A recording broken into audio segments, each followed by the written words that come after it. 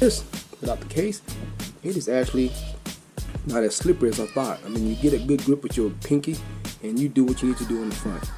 That's one thing I did love about the fact that I knew I was going to drop this phone without a case. Okay, but anyway, and the awesome thing is 9% of the time I think I have everything on my front screen. I love how fast this freaking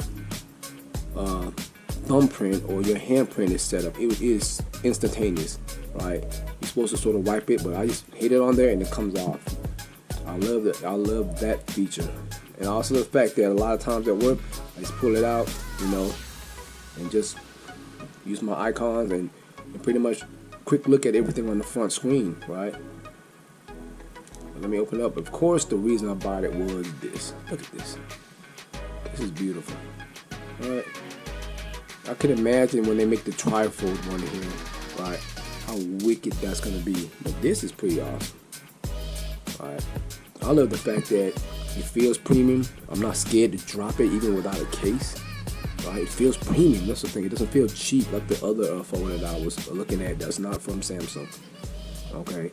And I also love the fact that I had that on all my Galaxy phones, so I didn't have to have all my apps on one page. All my main apps are right here. I love this fact, and for the fact that I can close it, right?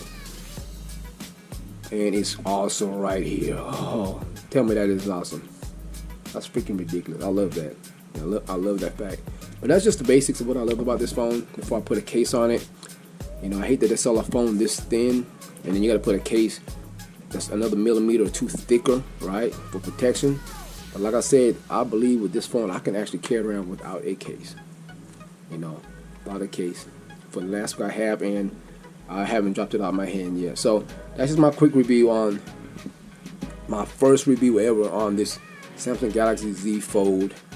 This is an awesome phone, and like I said, the majority of the time I'm on the front screen, but when I get on my TikTok, bam, here I am, right?